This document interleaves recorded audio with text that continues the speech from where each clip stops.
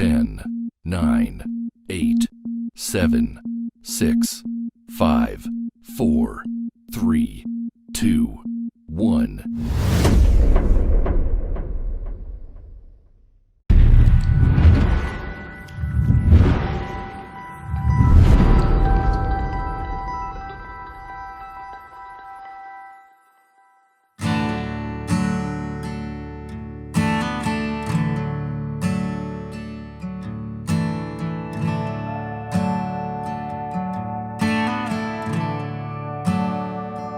Hi, and welcome to Dax Chats. In this episode, I'm getting to speak with someone who has been around for a while. They've had their debut album, I should say, since 2017. So it's been 3 years, and that album was called The Wreckage. Well, she's back with a brand new album called Two Kids and a Radio. She's had 3 singles off the album. Today, Dax Chats to Melody Moko, and here she is on the left of me. Hi, Melody. Hello. Thanks so much for having me. No problem. No problem. So it's been a wild ride for you. You've been around since 2017. The Wreckage album was a brilliant album, but I really like this quote you have that says, I feel like the Wreckage was my life, PG and pretty, still figuring out how I wanted to tell my story. Tell me about that journey with the Wreckage. So the Wreckage, I guess, like anyone who's a beginner, not a beginner, not exactly a beginner, but anyone who's starting out with a professional career as a musician, when you start writing songs, you kind of put a bit of frill and fancy on them. They're not really like a completely honest portrayal of what's going on in your day-to-day life. There's, I wasn't talking in the Wreckage much about changing my son's nappies or how difficult life on the road was or anything that was like really realistic. And I guess my experiences in the Wreckage reflected my younger life and things that were going on when I was figuring out what love was about and all of those things. So it was quite, there was a little bit more fluff on that record, I feel, as far as subject content and stuff like that went. I mean, it was still a pretty gutsy record, but I didn't feel like, that it was really me being 100% honest about what my story was. Speaking of your husband's a producer and you co-produced this album with your husband and Catherine Brett. The Wreckage, the Wreckage was co-produced with Michael, my husband, and Catherine Brett. And then stepping into this new record, I worked with Michael again, but Catherine was obviously super busy with having her own things coming out and making babies and doing all of those things. So although she contributed a bunch to the record, she didn't produce it. So we went over to the States for this new one. Right. Now I know she did do this. She co-wrote the first single with you. It's called Last Cigarette. Talk us through the first single off the album. She did. Yeah, she did co-write it. And actually, it was an interesting process, this one, and not a co-writing process that I usually experience, but she actually came to me with the song with the title. So she just had this title, Last Cigarette, and she said, listen, I think this title is for you. I think I feel like what we're going to write, what I could possibly write with this would be much more suited to you as an artist. So I want to suggest that we co-write this together. And I thought, yeah, great idea. She had this idea of comparing the grip of a relationship, not necessarily a terrible relationship, but a relationship like any relationship that sort of, you have ups and downs, and sometimes you feel like you want to give it up, but it pulls you back in. She had this idea of comparing a relationship with the grip of cigarette, with the grip of nicotine. So that's where the idea for Last Cigarette came in. And then we just wrote it. Catherine and I write together a lot, like more than anyone else that I write with. So we just sat down in her lounge room in Newcastle with the children around our feet, and we wrote it in an hour or so. And when I finished it, it was actually like just before I was going to Nashville to go and record. And I didn't actually have it on the list of, definite songs that were going to be on the album. And when I played it for the producer in the studio, he was like, "Girl, you're crazy. That song has to be on the album. That's the best song ever." So It's amazing how many times. It's amazing how many times I hear that, especially recently during this lockdown. I did a co-write. I pulled something that I had, um, just like you just said. It was Catherine Britt's idea that came to you. Well, I had this thing that had been sitting there since 2018. I'd sort of started writing it and then just went, oh, I don't know, I scrapped it. And then during the lockdown, I came back out and went, all right, let's revisit this. And I started rewriting it, and I went, I think I know who this might work with. So I actually sent this artist a message and said, let's co-write this song. And sure enough, she did. And lo and behold, she was the same way inclined. She was like, I don't think it's going to go on my album. I just, and I'm like, well, I'm in China. It's not going to be my single. So you can have it. But she wasn't sure of it. But then she went and took it down to her producer, which was Bill Chambers, and she played it to him, and he was like, that has to go on the album. So lo and behold, it's on the album. I'm like, there you go. It's amazing when that happens, and I think it's because sometimes as an artist we find it difficult to step aside with co-writes because we're not as emotionally attached to them. So we don't have that emotional attachment. So then we think, oh, maybe it's not as good as what my other songs are, or doesn't work for me as well. And then we need someone else to go, actually, this is the song for you. Yeah. And that's it. I think it's like when you're writing by yourself, everything's very personal, right? But then when you bring somebody else into it, it's their perspective and your perspective, and maybe that clashes, and maybe we don't, maybe it doesn't work for either one of us, but then somebody else looks at it and goes, yeah, but this is exactly what we should be talking about. Yeah, that's right. I think that's the beauty in co-writing, and I came to co-writing pretty late in life. As a writer. Come on. I've come to co-writing later in life than you. I started in 2019 and I was 47 years old. Okay, you win. But you know what I mean? I have lots of and I'm sure you know lots of artists too who co-writing is a big part of what they do. Yeah. But co-writing was always a really solitary thing for me, and particularly The Wreckage. The Wreckage was all bar one song, which was written with Catherine, was all just solo rights, just all written by me. So, but this record's a little different in that regard. Yep. Now tell me about the second single. The second single was called Benjamin. Tell me about Benjamin. Benjamin, yes. Benjamin was my very first boyfriend. It's funny, actually. I'm sitting in my parents' house in South Australia at the moment, touring with Catherine Britt, and it's full of all of those funny little memories about my life because I've grown up here. So all the little things, all the photos, all the knickknacks. And this was the house that I lived in when Benjamin was my boyfriend. So coming back here always reminds me of those times because I left shortly after to move away. And Benjamin was that boy who was my hometown boyfriend, my first boyfriend, lovely boy, beautiful, typical kind of Adelaide boy. Now he's happy with 2 poodles and a house and and a lovely stable girlfriend who doesn't travel around the country like a gypsy hillbilly like I do. So he was lovely and beautiful and wonderful, but he wasn't the man for me.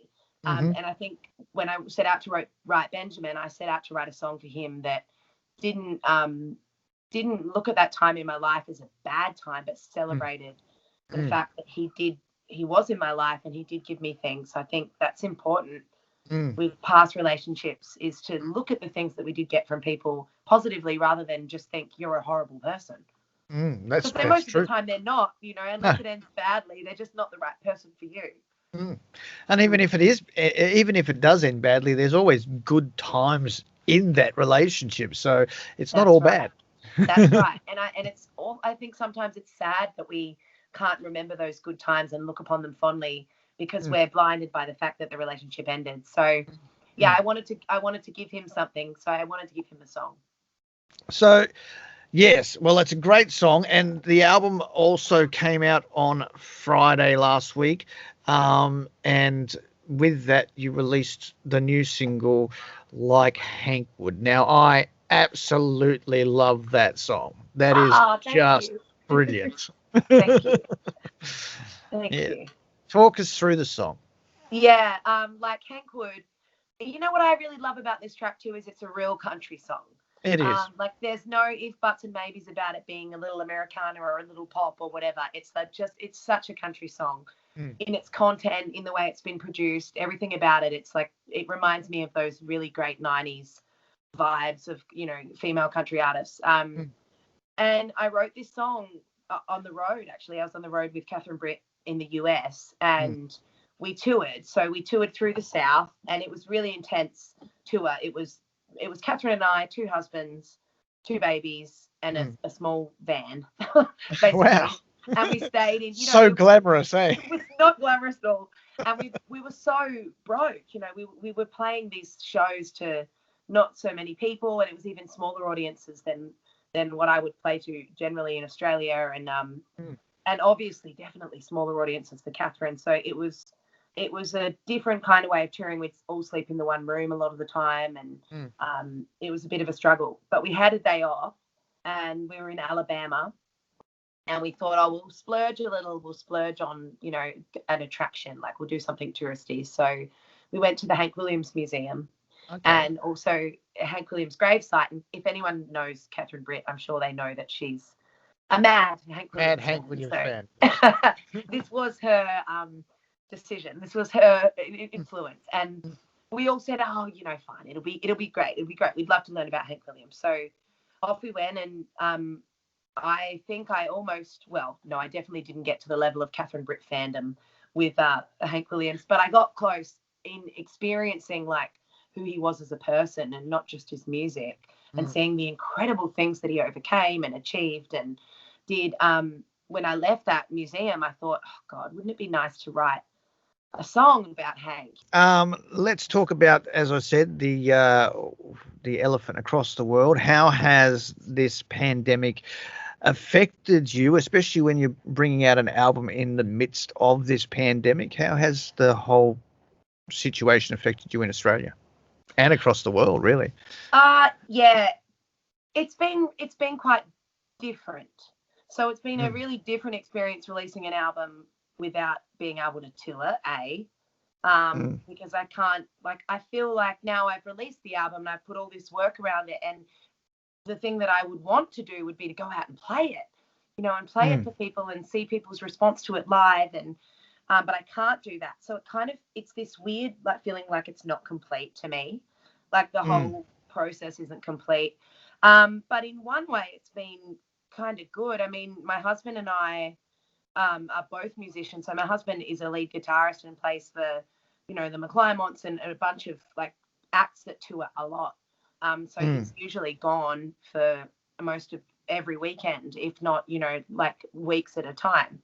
And mm, he's been home throughout all of this. And I also haven't been on the road. So mm, we've had all this time to put our energy and our focus just into the release, mm, which has been unusual as a musician and a parent as well.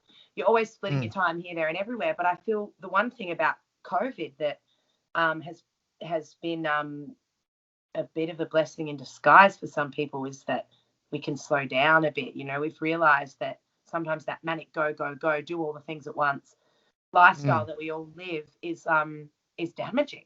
And when we can mm, sit down and actually spend time with our family and do one thing at a time, and take it mm, slow, mm, I feel like maybe I wouldn't have had the release I've had if I had to be on the road at this time. mm. Mm. It's been a strange year for everybody. I mean, I guess in the light of it, I was in China when it all happened. I came, everybody got stuck at home. My wife had to come back from her work as a teacher, and she had to start doing online lessons from home. I'm sitting at home. We've got a 2.5-year-old son. Everybody's back in each other's lives, like Mm. compacted in. And I was like, what do I do now? So I set up the Country Thunder Network because of the pandemic. The whole Dax Chats thing started happening because of the pandemic, because it was something to keep me involved in what I knew about, and involved in the music industry, involved in, you know, and I even stopped writing music. I was like, I'd given up music. I was just sort of being a stay-at-home dad. But then when the pandemic hit, it sort of started, the juices started flowing again, and it was like, so I started doing co-writes, and as I said, we've got one coming out on another artist's album, and I've just written a song yesterday, and it was it's been a strange year, and it's been hard to actually think about what to write about. So I had this struggle of, what can you write about now? And if you were to write a new album, what would it look like? Yeah, right? Like, what an interesting thing to have to think about. As you just said that, I thought, wow, what a question. I guess the one thing that I could really write about at this point is like the way that I feel my relationships with my family and kids have developed through this time. And so maybe it would be a fluffier album again. Maybe it would be, that nice. Go back to a PG album. Yeah, back to PG, maybe even G. I've watched a lot of Disney in these last few months. Yes. Yeah, I don't know, and Star Wars and things like that. So perhaps it'd be an intergalactic adventure. But yeah, I don't know. I guess those things, and also we also think a lot throughout this COVID time about putting things into perspective too. With everything that's going on and all the tragedy around the world, not only COVID, but other things that have happened during this time too. Race riots and all sorts of things that have been going on. It's a really challenging time as a human. So I don't know, perhaps some political stuff would sneak in there too for people. Yeah, well, I try and stay clear. I've had troubles with that because, we're all focused on social media. The social media is our only outlet right now.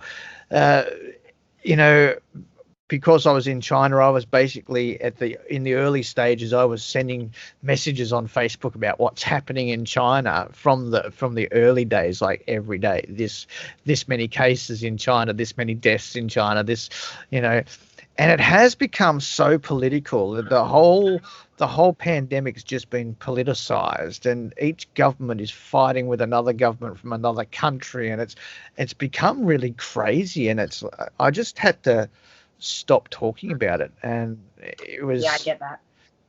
Yeah, and now when I sat down to write yesterday, it was obviously that's what's on the forefront of your mind. This pandemic has been on the forefront of your mind. So I suppose when I sat down and started writing the song yesterday, I was like, I had to think about how to turn it around, and it actually became about, yes, we're stuck at home, but we've got our family, that's what we have, so I don't know why we're worried about it.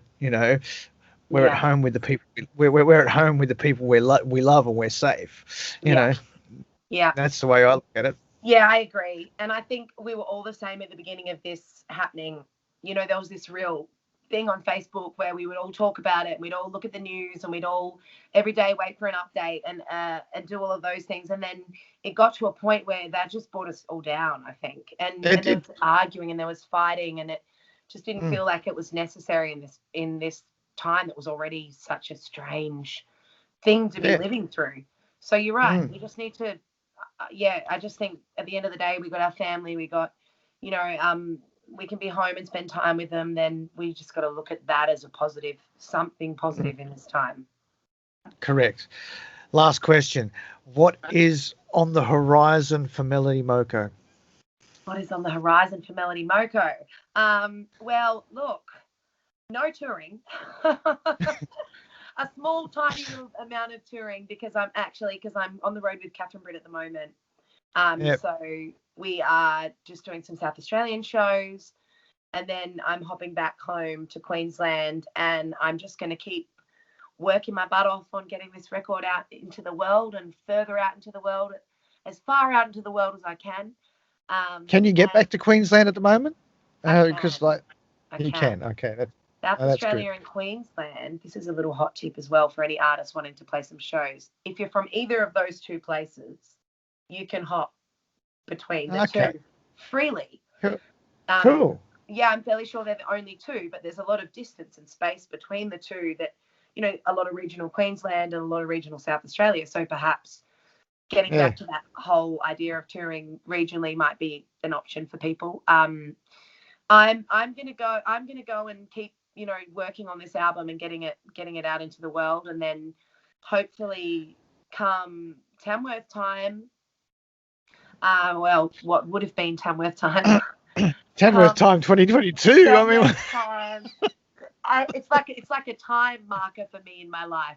Tamworth time is actually called January, and we don't have Tamworth this year, so it won't be a thing. No. But come January, I'm hoping that some of the borders will open up again, and I'm going to do a bit of an album tour with another single about then. Cool. Well, it's been fantastic talking to you, Melody. Thank you so much for your time, and it's a pleasure. Your album is brilliant. Two kids and a radio, and of course your latest track, like Hank Wood, is of course playing on the Country Thunder Network. Thank you so much, and it's been great chatting to you. Just even though we've had all these technical faults, we've been good. Which means I've got a lot of editing to do. All right, that has been Melody Moko. You have been watching Dax Chats. I'm your host, DJ Dax, and we're proudly supported by Neon Horse in Stanhope, Victoria. Bye for now.